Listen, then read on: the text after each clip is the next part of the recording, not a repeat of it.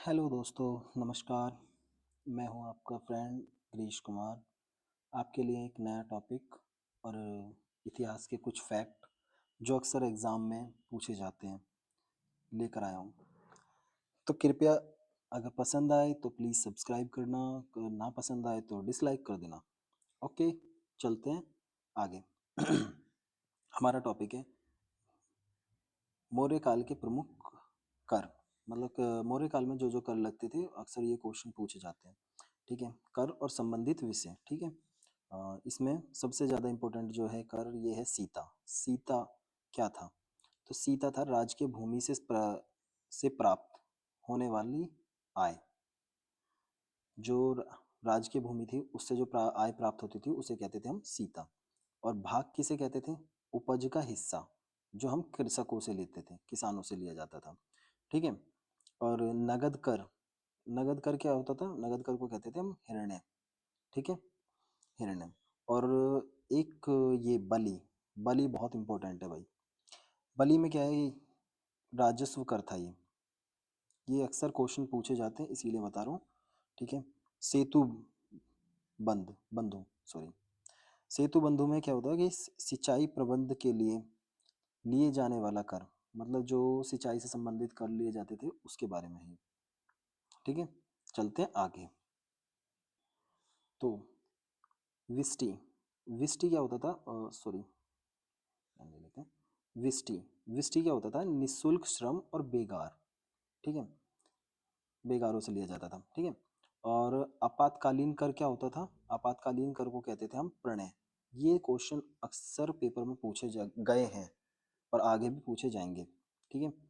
और प्रवेश्य, प्रवेश्य को क्या कहते थे? प्रवेश्य क्या था? आयात कर। ठीक है, वो जो कि 20% लिया जाता था। निष्कर्म्यता, निष्कर्म्य, निष्कर्म्य क्या होता था? निर्यात कर। ठीक है। ये तो, ये जितने भी बताए हैं, ये निष्कर्म्य, प्रवेश्य, प्रवण्य है, विष्टि तो अक्सर नहीं पूछा गया है। बलि हो गया, हिरण्य हो गया, और ऊपर जो क्वेश्चन बताए हैं वो सब। तो ये अक्सर पेपर में पूछे गए हैं। तो चलते हैं नेक्स्ट स्लाइड की तरफ। तो आ जाते हैं अपने नए टॉपिक की तरफ, जैन तीर्थंकर और उनके प्रतीक चिन्ह। ये तो अक्सर पूछे जाने वाले क्वेश्चंस हैं। ठीक है, देखते हैं। ऋषभदेव, जैन धर्म के पहले जो तीर्थंकर थे वो थे ऋषभदेव। उनका जो चिन्ह था वो था बैल। ठीक है। अजीतनाथ, अजीतनाथ थे चौथे, तो इनका था हाथी। संभवनाथ, संभवनाथ का प्रतीक चिन्ह था अश्व। पद्मनाभ, पद्मनाभ का था कमल। ठीक है। सुपार्श्वनाथ, सुपार्श्वनाथ का था स्वास्तिक। स्वास्तिक तो हम जानते ही हैं, ये वाला स्वास्तिक होता है। ठीक है, सॉरी, ऐसे, हाँ ये है स्वास्तिक। ठीक है। मल्लीनाथ, मल्लीनाथ का था कलश। ठीक है। और ठीक है, नेमिनाथ, नेमिनाथ का नीलकमल। नेमी, सॉरी, नेमिनाथ दो बार हो गया। अच्छा, नमीनाथ था ये नीलकमल, और ये है नेमिनाथ, ये है शंख। ठीक है। और पार्श्वनाथ, पार्श्वनाथ का था सर्प। सॉरी, चलते हैं आगे थोड़ा सा। तो हमारे सबसे लास्ट वाले थे 24वें तीर्थंकर महावीर स्वामी, जिनका था प्रतीक चिन्ह सिंह, शेर। और पार्श्वनाथ जो थे, ये थे 23वें तीर्थंकर। तो ज़्यादातर जो पूछा जाता है ये क्या नाम है? एक तो पार्श्वनाथ, एक महावीर स्वामी, और एक हो गया ऋषभदेव, ऋषभदेव। ठीक है, इनको थोड़ा सा अच्छे से याद करना कि ऋषभदेव का था बैल, और पार्श्वनाथ सर्प, सिंह, और ठीक है। तो चलते हैं अब अपने नेक्स्ट टॉपिक की तरफ।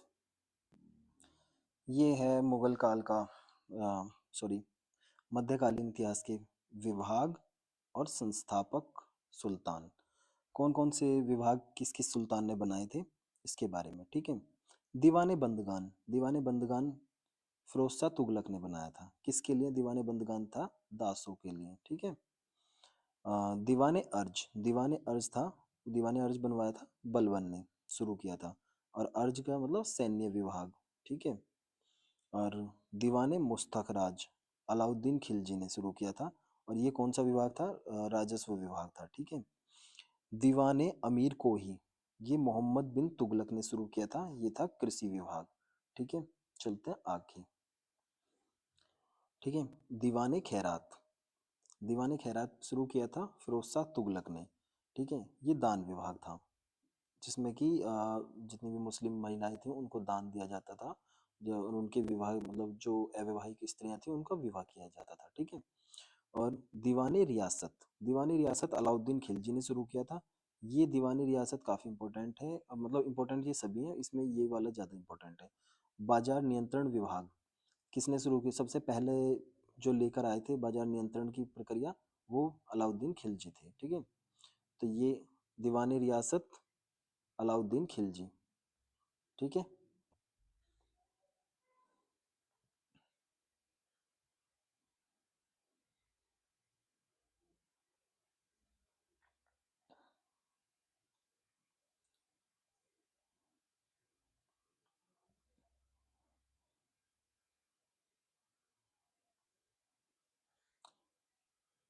तो अंग्रेज मराठा संघर्ष के अंतर्गत होने वाली प्रमुख संधियाँ। ठीक है। तो इसमें मतलब जो जो अंग्रेजों और मराठाओं के बीच संघर्ष हुआ था, उसके बीच जो संधियाँ हुई थी उनके ईयर पूछे जाते हैं अक्सर, कि संधि हुई तो किस ईयर में हुई थी। तो उसके बारे में ठीक है हम बताते हैं। सूरत संधि, सूरत संधि कब हुई थी? 1775 में। ठीक है। पुरंदर की संधि 76 में। बड़गांव की संधि 1779 में, 79 में। ठीक है। सालबाई की संधि, सालबाई की संधि 1772 में, ये इम्पोर्टेंट है। और सूरत की संधि, ये प्रथम आंग्ल मराठा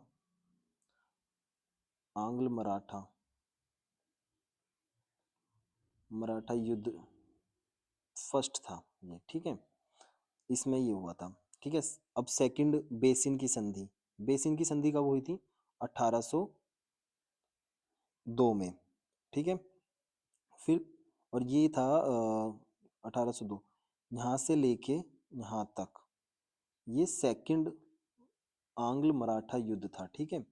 जिसके दौरान यहाँ पर युद्ध हुआ, अंग्रेजों के और मराठों के बीच युद्ध हुआ था। बेसिन की संधि 1802 में, ये किसके किसके बीच हुई थी? एक तो पेशवा और अंग्रेजों के बीच में बेसिन की संधि। ठीक है। देवगांव की संधि 1803 में। सुरजी अर्जन गांव की संधि 1803 में। राजापुरा घाट की संधि 1804 में। ठीक है। अब चलते हैं आगे। तो अब देखते हैं तृतीय आंग्ल मराठा युद्ध, यहाँ से लेके 1816 से लेकर 1818 तक रहा था। ठीक है।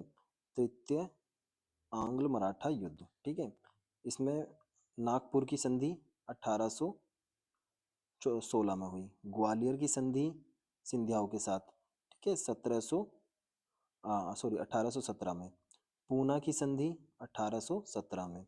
मंदसौर की संधि 1818 में। ठीक है। और अब चलते हैं थोड़ा सा आगे। आंग्ल मरा प्रथम आंग्ल मराठा युद्ध, जैसा कि मैंने आपको बताया था, 1882 में सालबाई की संधि के से समाप्त हो गया था। ठीक है। प्रथम आंग्ल मराठा युद्ध। चलते हैं आगे। द्वितीय आंग्ल मराठा युद्ध, ये कैस कब समाप्त हुआ था? 1803 से लेके 1805 तक लड़ा गया था, और 1803 में देवगांव की संधि से समाप्त हो गया था। ठीक है। द्वितीय आंग्ल मराठा युद्ध। ठीक है। और अब चलते हैं आगे।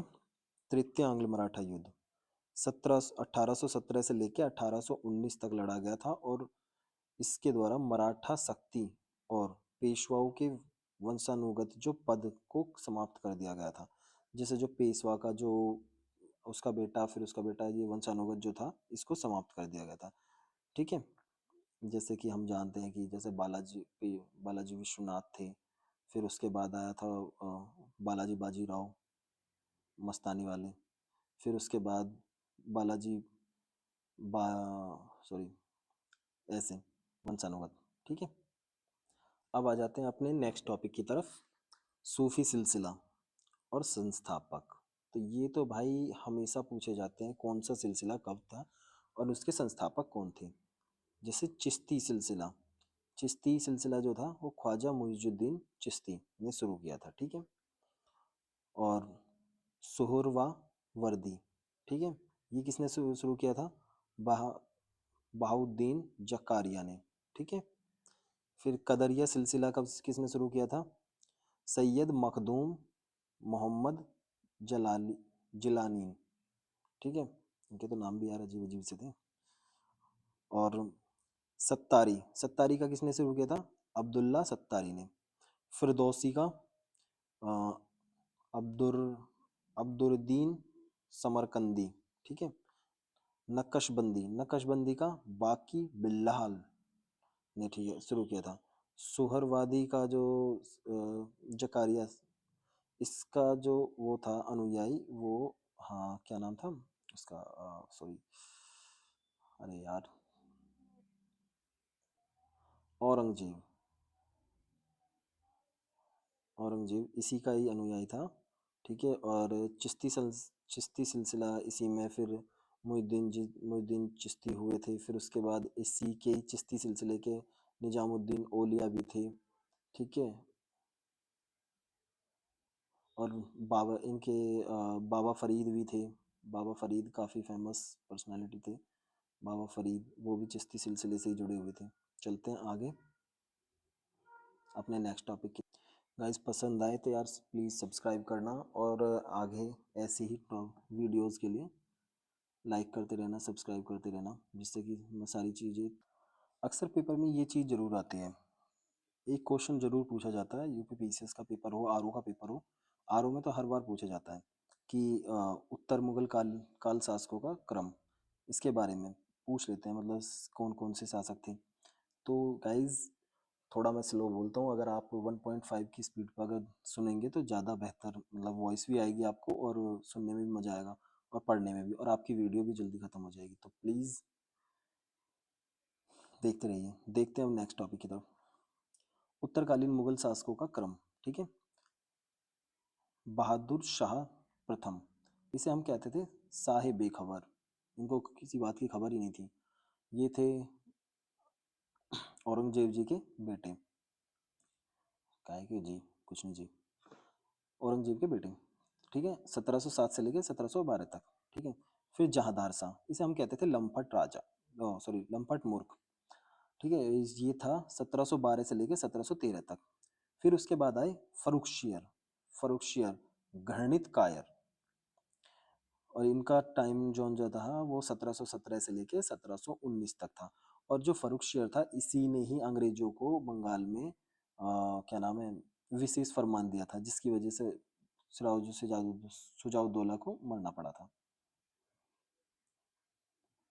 तो फिर ठीक है, उसके बाद थे रफीक उद दर्राज, इनका 1719 तक ही, ये लिए फरवरी से लेकर जून तक ही निपटा दिए गए।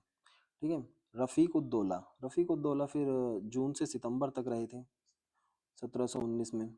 ठीक है, इनको भी निपटा दिया, इनको भी हटा दिया सर। फिर आए थे मोहम्मद शाह, जिन्हें हम कहते हैं रंगीला बादशाह। नादिर शाह का आक्रमण इसी के टाइम पर हुआ था, कि ये नादिर शाह का आक्रमण कब हुआ था? 1739 में। पूरे दिल्ली में हाहाकार मचा दिया था, नालायक खुद भाग गया।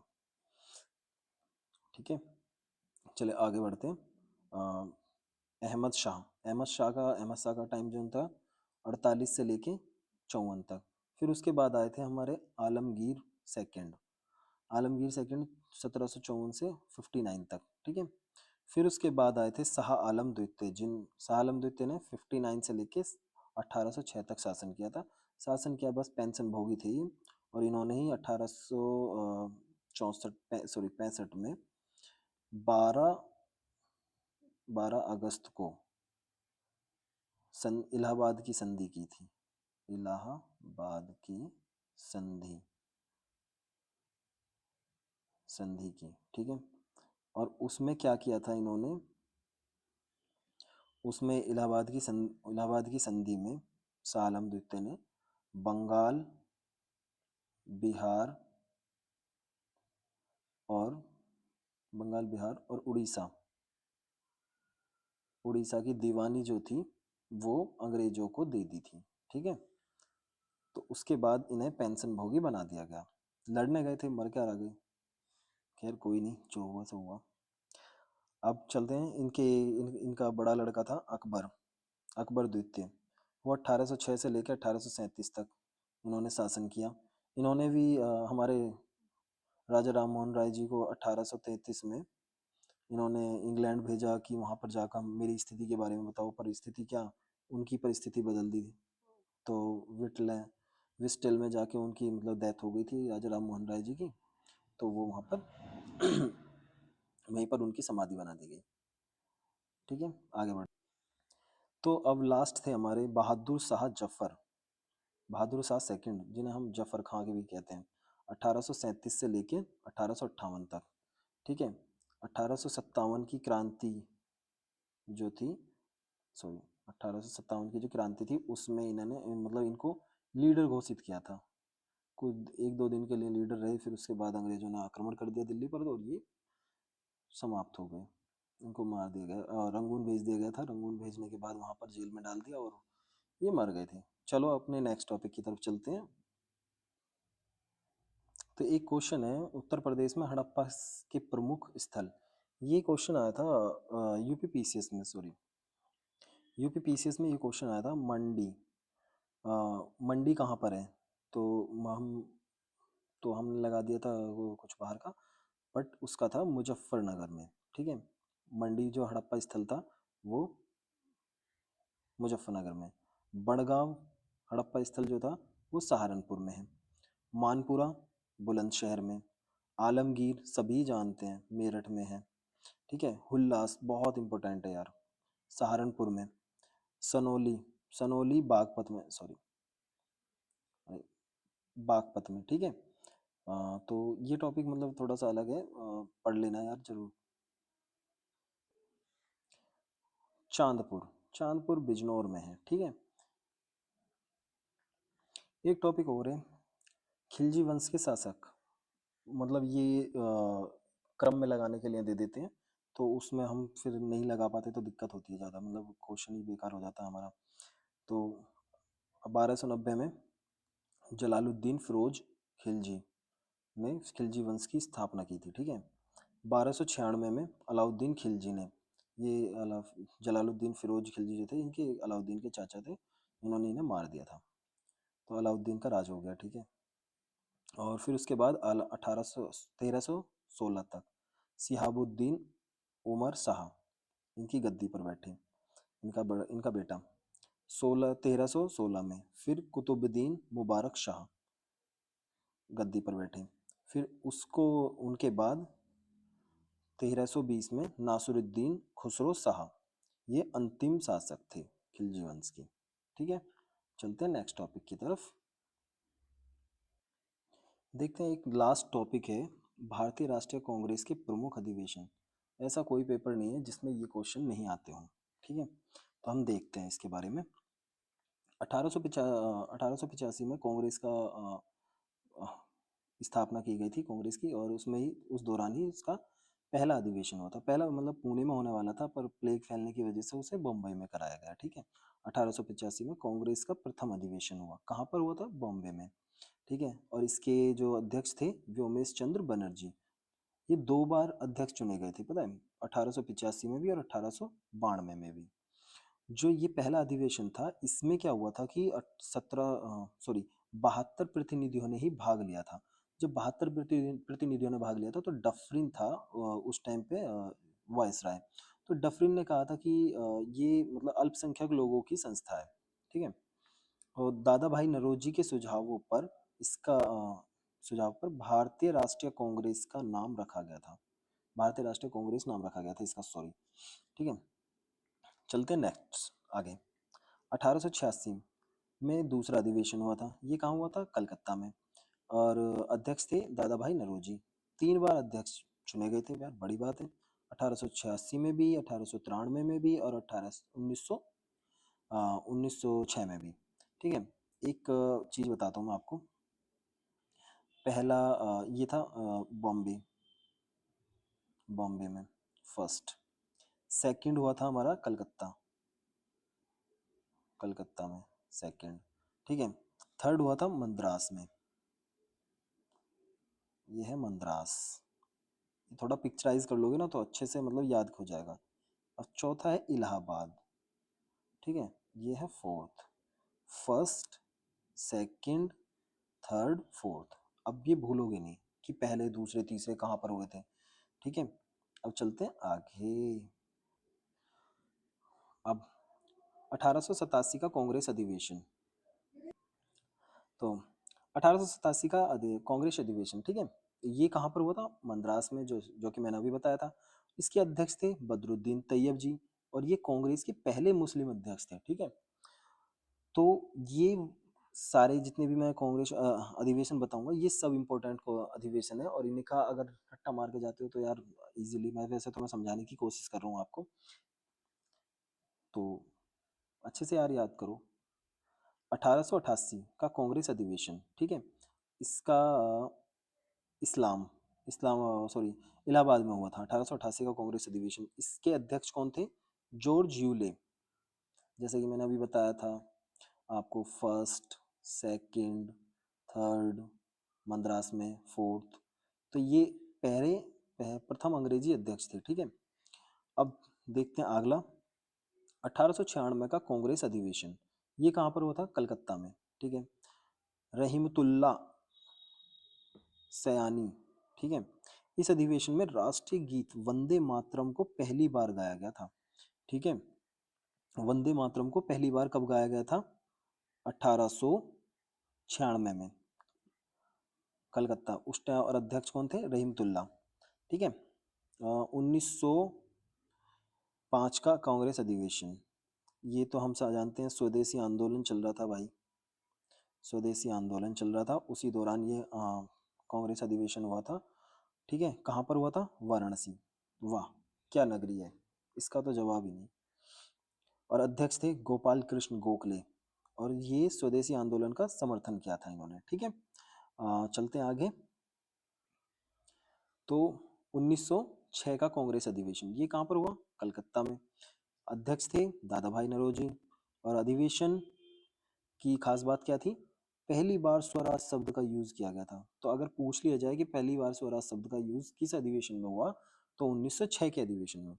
1907 का अधिवेशन, ये बहुत ज़्यादा खतरनाक था। 1907 का अधिवेशन कहाँ हुआ? सूरत में। जैसा सूरत में हुआ था वैसा सूरत इसकी अच्छी है थी नहीं। इसमें रास बिहारी बोस घोष थे अध्यक्ष, और इसी में ही कांग्रेस का विभाजन हो गया था, ठीक है। कांग्रेस का अधिवेशन का विभाजन कब हुआ? 1907 के साथ में। 1911 का कांग्रेस अधिवेशन, ये कहाँ कहाँ हुआ? कलकत्ता में। यार कलकत्ता में बहुत हुए हैं।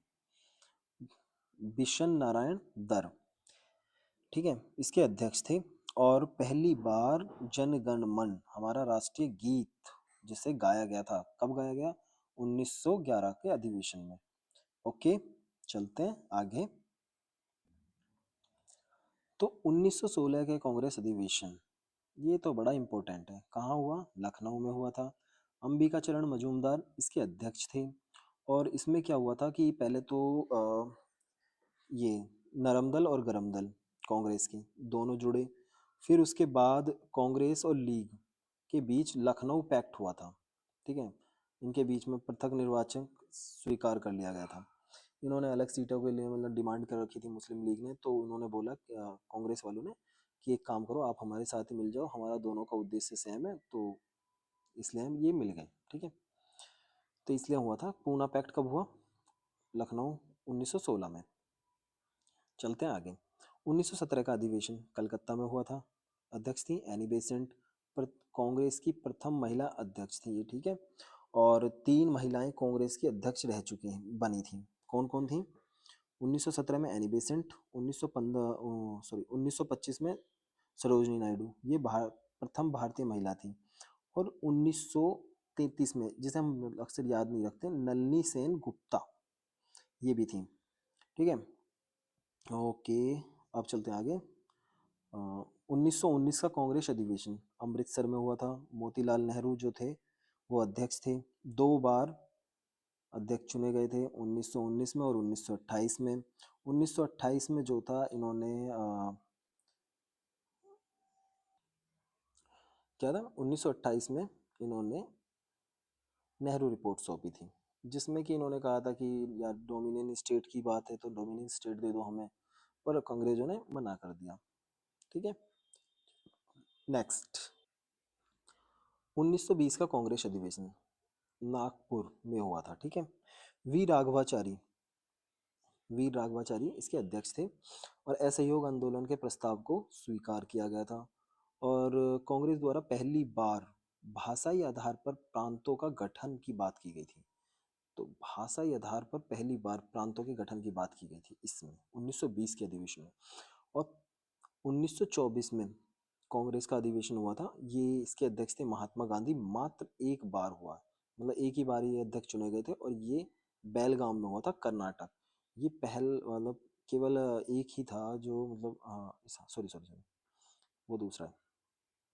1929 का कांग्रेस अधिवेशन लाहौर में हुआ था। ठीक है, और जवाहरलाल नेहरू इसके अध्यक्ष थे। इस अधिवेशन में पूर्ण स्वराज की मांग की गई थी। पूर्ण स्वराज की मांग कब की गई थी? 1929 में। 26 जनवरी 1930 को स्वतंत्रता दिवस मनाने का निश्चय किया गया था। ओके, अब 1931 का कांग्रेस अधिवेशन कराची अधिवेशन हुआ था। ये कब हुआ था? शायद 30 मार्च समथिंग हुआ था। और 23 मार्च को फांसी दे दी गई थी। किनको? भगत सिंह को। तो जिसलिए इन गांधी जी को काले झंडे दिखाए थे, सॉरी। ठीक है, और अध्यक्ष थे हमारे लौह पुरुष वल्लभ भाई पटेल। इस अधिवेशन में मौलिक अधिकारों की से संबंधित प्रस्ताव को पास किया गया था। तो मौलिक अधिकारों से संबंधित प्रस्ताव को पास कब किया गया था? 1931 में। ठीक है, और गांधी जी ने कहा था इसी दौरान, गांधी मर सकते हैं परंतु गांधीवाद नहीं। ये डायलॉग था गांधी जी का। बुड्ढे थे ना, सटिया गए। ज़्यादा सीरियस मत लेना यार, वो सटियाना बस वैसे ही थोड़ा सा तुम्हें याद रहा है इसीलिए बोल रहा हूँ। 1936 का कांग्रेस अधिवेशन ये हुआ था लखनऊ में। ठीक है, और अध्यक्ष थे जवाहरलाल नेहरू। और इसी अधिवेशन में नेहरू ने कहा मैं समाजवादी हूँ। ठीक है, 1937 का कांग्रेस अधिवेशन ये हुआ था फैजपुर में। जवाहरलाल नेहरू इस टाइम भी अध्यक्ष थे। और ये पहली बार कांग्रेस का अधिवेशन कहाँ पर किया गया था? गांव में, किसी गांव में यार अधिवेशन हो रहा है, छोटी बात थोड़ी नहीं है। चलते हैं आगे। आईएनए के अध्यक्ष हमारे सुभाष चंद्र बोस जी 1938 में हरिपुरा गुजरात में हुआ था। और सुभाष चंद्र बोस इसके अध्यक्ष थे और राष्ट्रीय नियोजन समिति का गठन किया था। और इसके अध्यक्ष किसे बनाया था? जवाहरलाल नेहरू को। चलते हैं आगे। 1929 सॉरी, कांग्रेस अधिवेशन कहाँ पर हुआ? त्रिपुरी में, जबलपुर, मध्य प्रदेश। सुभाष चंद्र बोस अध्यक्ष थे। इसी अधिवेशन में गांधी जी ने विवाद होने के कारण सुभाष द्वारा त्यागपत्र दिया जाना, मतलब इसमें गांधी जी और सुभाष चंद्र बोस जी का मतलब विचारों को लेकर विवाद हो गया था, तो उसलिए इसलिए सुभाष चंद्र बोस ने त्याग पत्र दे दिया था। और जब त्याग पत्र दे दिया तो पद खाली हो गया, तो उसके उनके फिर उस पद पर कौन बैठे थे? राजेंद्र प्रसाद। राजेंद्र प्रसाद फिर बाद में अध्यक्ष बने।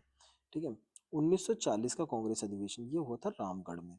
अब्दुल कलाम आजाद, ये 1940 से लेकर 1945 तक 1945 तक अध्यक्ष रहे थे।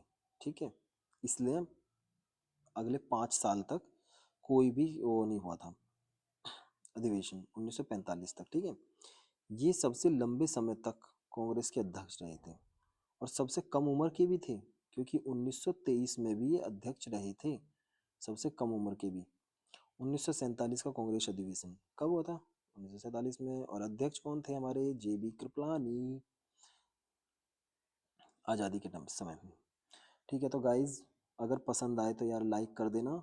ये छोटी सी वीडियो है आधे घंटे की, इसमें बहुत सारे इंपॉर्टेंट टॉपिक्स हैं जो अक्सर क्वेश्चन जो पेपर में पूछे जाते हैं, वही मैं सिलेक्टेड चीज़ें आपको दे रहा हूँ।